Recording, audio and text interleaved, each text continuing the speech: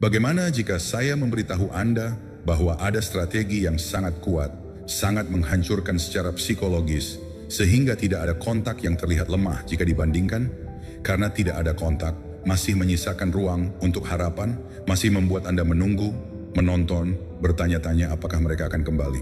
Namun strategi ini membuat mereka menyesal, telah pergi sejak awal, bukan karena Anda menghilang, tetapi karena Anda menjadi seseorang yang sangat kuat, tidak tersentuh, sehingga mereka tidak punya pilihan selain mempertanyakan segalanya. Ini bukan tentang bermain-main.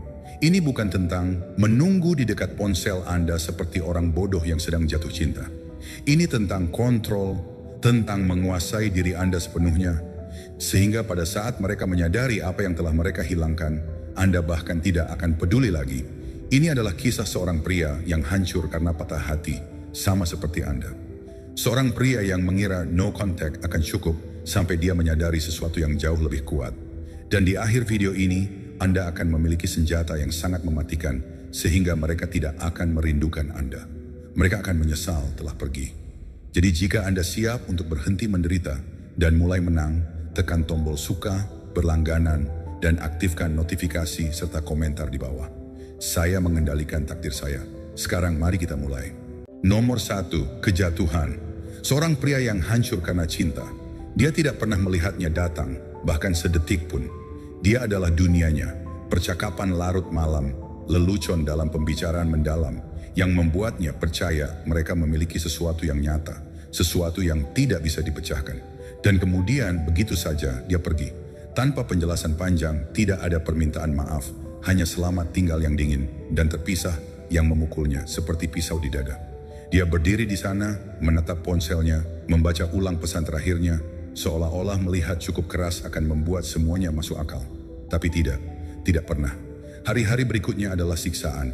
Setiap kamar terasa kosong, setiap lagu mengingatkannya padanya, tempat tidur terasa terlalu besar, ponselnya terasa terlalu sunyi. Dia masih bisa mendengar tawanya di kepalanya, masih membayangkan cara dia dulu menatapnya seperti dia adalah satu-satunya pria di dunia. Tapi sekarang dia menatapnya seperti orang asing. Lebih buruk, seperti dia tidak ada sama sekali. Itu adalah bagian yang paling membakar. Betapa mudahnya dia melanjutkan hidup. Seberapa cepat dia menghapusnya, seolah-olah dia hanya fase lain, nama lain yang akan dia lupakan dalam beberapa bulan. Dan yet, dia tidak bisa melakukan hal yang sama. Pikirannya menjadi medan perang yang terpecah antara amarah dan patah hati, antara ingin membencinya dan menginginkannya kembali. Dia memutar ulang setiap momen, setiap percakapan, mencari kesalahan saat dimana semuanya jadi salah. Apakah dia terlalu tersedia, terlalu mencintai? Tidak cukup. Dia menyiksa dirinya sendiri dengan pertanyaan-pertanyaan yang tidak ada jawabannya, kehilangan tidur karena masa lalu yang tidak akan pernah bisa dia ubah. Saat itulah nasihat mulai mengalir masuk. Jangan kontak, mereka bilang. Hilanglah, buat dia merindukanmu. Dan begitulah yang dia lakukan. Dia menghapus nomor teleponnya, berhenti memeriksa media sosialnya, memaksakan diri untuk tidak mengulurkan tangan setiap kali jarinya melayang di atas keyboard, ingin sekali mengirim pesan. Dia menahan diri. Dia berkata pada dirinya sendiri bahwa dia kuat, bahwa ini adalah cara untuk membuatnya menyadari apa yang telah hilang darinya. Tapi jauh di lubuk hatinya dia masih seorang tahanan. Karena meskipun dia tidak berbicara dengannya, dia masih memikirkannya setiap hari. Setiap hari dia memeriksa ponselnya, berharap ada pesan yang tidak pernah datang. Dia menggulir foto-foto lama, bertanya-tanya apakah dia pernah benar-benar peduli. Dia berkata pada dirinya sendiri bahwa dia akan melanjutkan hidup, tetapi kenyataannya, dia hanya menunggunya kembali, menunggunya bangun suatu hari, dan menyadari bahwa dia telah melakukan kesalahan. Tapi hari itu tidak pernah datang. Dan saat itulah dia tersadar, no contact tidaklah cukup. Itu adalah perban, bukan obat. Karena selama kebahagiaannya bergantung pada kepulangannya, selama dia membutuhkan validasinya untuk merasa utuh kembali, dia masih lemah. Dan kelemahan tidak pernah menarik. Dia tidak menghormatinya ketika dia hancur, dan dia pasti tidak akan menghormatinya karena duduk-duduk berharap untuk reuni. Dia memainkan permainan yang sudah dia kalahkan. Dan saat itulah semuanya berubah. Nomor 2, kebenaran tentang no contact. Mengapa itu tidak cukup? No contact adalah nasihat yang diberikan semua orang. Strategi masuk akal ketika Anda telah dicampakkan, diabaikan atau digantikan. Abaikan saja dia, mereka bilang. Dia akan kembali ketika dia menyadari apa yang hilang darinya. Dan pada awalnya, itu terdengar seperti rencana yang sempurna. Perang diam-diam, pertempuran kesabaran. Anda memotongnya, Anda menghilang, dan Anda menunggu. Anda membayangkan hari dia menyesalinya, saat dia memeriksa ponselnya, melihat Anda pergi, dan tiba-tiba panik. Anda mengatakan pada diri sendiri, dia akan mulai bertanya-tanya tentang Anda, merindukanmu, menguntit media sosial Anda, bahwa dia akan merasakan kehilangan itu sedalam Anda. Tapi inilah kebenaran yang brutal. Sebagian besar waktu dia tidak. Setidaknya tidak dengan cara yang Anda harapkan. No contact bisa berhasil, tetapi hanya jika Anda benar-benar melanjutkan hidup. Masalahnya, kebanyakan pria tidak. Mereka menggunakan no contact sebagai taktik, bukan sebagai transformasi. Mereka tidak benar-benar menyembuhkan. Mereka hanya menunggu teks itu, panggilan telepon itu, saat itu ketika dia akhirnya menyadari. Tapi menunggu masih merupakan kelemahan. Karena selama Anda berharap dia kembali, dia masih memiliki Anda. Wanita bisa merasakannya. Mereka bisa merasakan ketika seorang pria hanya berpura-pura kuat, ketika dia hanya memainkan peran seseorang yang telah melupakan, daripada benar-benar melakukannya. Mereka tahu ketika seorang pria masih terikat secara emosional dengan mereka, bahkan dalam keheningan. Dan itulah mengapa no contact dengan sendirinya sering gagal. Karena jika dia merasakan bahwa Anda masih menonton, masih menunggu, masih berharap, dia tahu dia masih memiliki kekuasaan atas Anda. Dan apa yang terjadi kemudian? Dia tidak merindukan Anda. Dia hanya melupakan. Untuk sementara, mungkin dia memeriksa setelah beberapa minggu, hanya untuk melihat apakah Anda masih di sana, hanya untuk mendapatkan sedikit validasi. Dan ketika dia melihat bahwa Anda ada, Anda masih merespons, bahwa Anda masih peduli, dia pergi lagi, merasa lebih percaya diri dalam keputusannya. Anda hanya permainan yang telah dimenangkannya. Saat itulah kebanyakan pria hancur. Mereka mendapatkan sedikit perhatian itu, dorongan dopamin yang berumur pendek, dan mereka salah mengira itu sebagai kesempatan kedua. Mereka pikir, ini dia akan kembali. Dan dalam kegembiraan mereka membuat kesalahan fatal. Mereka menunjukkan kartu mereka merespons terlalu cepat, mereka terlibat terlalu bersemangat, mereka mengekspos bahwa mereka tidak pernah benar-benar terpisah. Dan pada saat itu, dia menyadari dia benar untuk pergi. Jadi apa jawabannya? Jika no contact tidak cukup, apa jawabannya? Menjadi pria yang tidak akan pernah bisa dia jangkau lagi. Tidak hanya melalui keheningan, tidak hanya melalui penantian, tetapi melalui ketidakpedulian yang mutlak, tak tergoyahkan. Karena kenyataannya, dia hanya akan merasakan kehilangan ketika dia melihat bahwa kamu tidak lagi terpengaruh, tidak berpura-pura tetapi benar-benar pergi. Dan ketika dia mengulurkan tangan, karena akhirnya dia akan melakukannya, kamu bahkan tidak akan peduli lagi. Nomor 3, kekuatan ketidakpedulian di luar no contact. Pada awalnya dia pikir no contact adalah jawabannya. Jika dia tetap diam cukup lama, dia akan mulai merindukannya. Bahwa dia akan mengulurkan tangan ketika dia menyadari apa yang hilang darinya. Tapi seiring berjalannya waktu, dia sampai pada kesadaran yang brutal. No contact tidak cukup. Karena jauh di lubuk hatinya, dia masih menunggu, masih berharap, masih membiarkannya hidup rent-free dalam pikirannya. Dan selama dia masih peduli, dia masih lemah. Saat itulah dia membuat keputusan, tidak lagi menunggu, tidak lagi berharap, tidak lagi berpura-pura. Sudah waktunya untuk sesuatu yang lebih kuat daripada no contact, sesuatu yang tidak akan dia lihat datang. Ketidakpedulian tidak hanya mengabaikannya, tetapi sepenuhnya menghapusnya dari persamaan. Dia tidak lagi penting.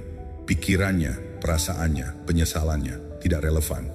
Dia tidak hanya memutuskan kontak, dia menghapusnya dari dunianya.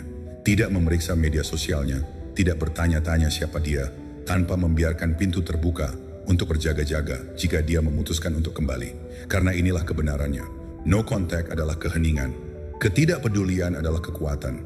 Keheningan masih memiliki muatan emosional, itu masih berarti Anda peduli. Tapi ketidakpedulian, itulah yang membuat orang panik. Itulah yang membuat mereka mempertanyakan segalanya.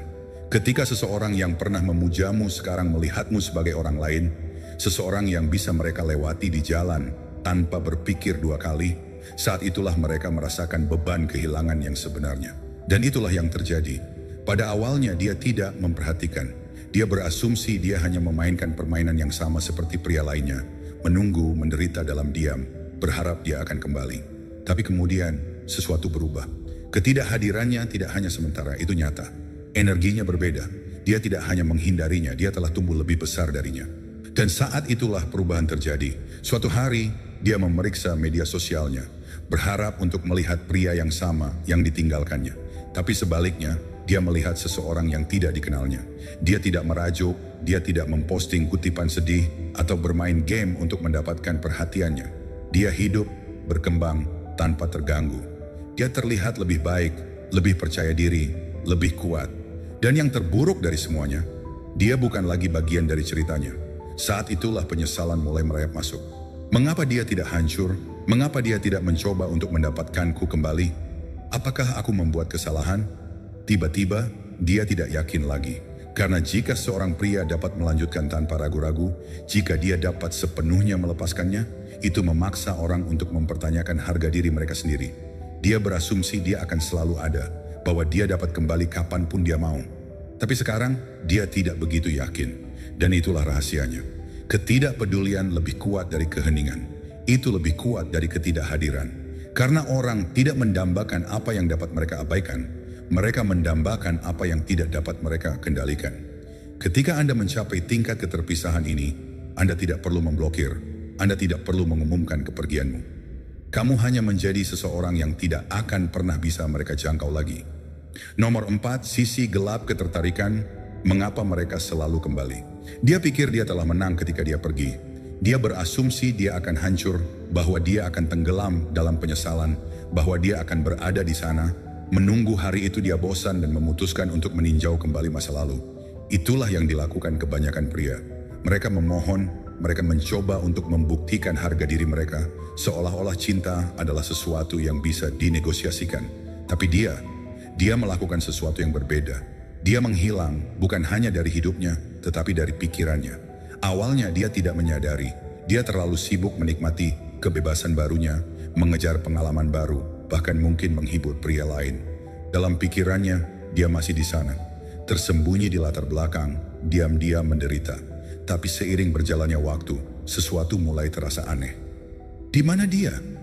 Mengapa dia tidak menonton ceritaku? Mengapa dia tidak menunggu seperti pria lainnya? Dan saat itulah kepanikan terjadi, karena inilah sifat manusia. Orang tidak menghargai apa yang bisa mereka miliki. Mereka menghargai apa yang mereka takut kehilangan selamanya. Dan ketika dia melihat bahwa dia tidak hanya mengabaikannya, dia telah melupakannya sepenuhnya, itu memicu sesuatu yang dalam di dalam keraguannya. Ketidakpastian, rasa ingin tahu. Pria yang sama yang pernah memujanya, yang akan melakukan apa saja untuknya, kini telah menjadi misteri. Dan tidak ada yang lebih menarik daripada pria yang tak tersentuh. Ini adalah sisi gelap ketertarikan, kebenaran brutal yang menyakitkan tentang psikologi manusia. Orang tertarik pada apa yang tidak dapat mereka kendalikan. Mereka mendambakan apa yang langka. Dan saat Anda benar-benar menjauh dari diri Anda sendiri, menjauh dari dunia mereka, Anda menciptakan kekosongan yang tidak dapat mereka abaikan. Itulah mengapa mereka selalu kembali. Bukan karena mereka merindukan Anda, bukan karena mereka tiba-tiba menyadari harga diri Anda, tetapi karena mereka membenci gagasan bahwa Anda tidak membutuhkan mereka lagi. Dan permainan pun bergeser. Dia mulai lebih sering memeriksa media sosialnya, mencari tanda-tanda bahwa dia masih peduli. Mungkin dia melakukan tes kecil, foto lama, mengirim semoga Anda baik-baik saja teks, atau bahkan mencoba untuk bertindak seolah-olah tidak terjadi apa-apa. Itu bukan upaya tulus untuk menghidupkan kembali hal-hal itu. Itu adalah gerakan kekuasaan. Dia ingin melihat apakah dia masih memiliki efek padanya. Jika dia bereaksi, dia menang. Jika dia mengabaikannya, dia berputar. Disinilah kebanyakan pria gagal. Mereka salah mengira keingintahuannya sebagai penyesalan sejati. Mereka pikir, ini dia. Dia menyadari apa yang hilang darinya. Dan saat mereka menunjukkan minat lagi, saat mereka bereaksi, dia kehilangan rasa takut kehilangan itu dan pergi lagi. Siklus itu berulang, tapi bukan dia. Tidak kali ini, karena dia mengerti sekarang, dia adalah hadiah. Dia tidak perlu membuktikan nilainya, dia mewujudkannya. Dan ketika dia akhirnya mengulurkan tangan, berharap untuk menemukan pria yang sama, yang dia tinggalkan, dia menemukan seseorang yang berbeda. Seseorang yang lebih dingin, seseorang yang melihatnya bukan sebagai masa depannya, tetapi sebagai pelajaran dari masa lalunya. Dan saat itulah penyesalan menghantamnya dengan kekuatan penuh, bukan karena dia kehilangan dia, tetapi karena dia tidak lagi peduli. Nomor 5, transformasi tabah mengubah rasa sakit menjadi kekuatan. Himne lama akan mengejar dia, akan mengambil remah roti perhatian sebagai tanda harapan. Dia akan menganalisisnya secara berlebihan, setiap gerakan, setiap teks, setiap interaksi. Sedikit berusaha mati-matian untuk mengkodkan apakah dia masih peduli. Tetapi pria itu, dia tidak lagi ada, karena kali ini dia tidak hanya melanjutkan hidup, dia bertransformasi. Bukan untuk mendapatkannya kembali, bukan untuk membuatnya terkesan, tetapi untuk dirinya sendiri. Rasa sakit adalah hal yang kuat bagi kebanyakan pria. Itu menjadi penjara, siklus penyesalan, keraguan diri, dan penderitaan yang tak berujung. Tetapi bagi sedikit orang yang memahami kekuatan stoicisme, rasa sakit menjadi sesuatu yang lain. Bahan bakar, senjata, katalisator kelahiran kembali. Perbedaan antara yang lemah dan yang kuat itu sederhana. Yang lemah membiarkan rasa sakit mendefinisikan mereka, sedangkan yang kuat menggunakannya untuk berkembang. Dan itulah yang dia lakukan. Alih-alih lari dari rasa sakit, dia menerimanya. Dia duduk dengannya, dia membiarkannya mengasahnya. Setiap saat patah hati menjadi pelajaran. Setiap ons penderitaan menjadi motivasi. Dia berhenti membuang-buang waktu berkutat pada masa lalu dan mulai menyalurkan energinya ke satu hal, menjadi tidak bisa dihancurkan. Dia mulai dengan pikirannya. Pengendalian emosi menjadi fondasinya. Dia mempelajari stoicisme, melatih dirinya untuk menguasai emosinya, alih-alih dikendalikan oleh mereka.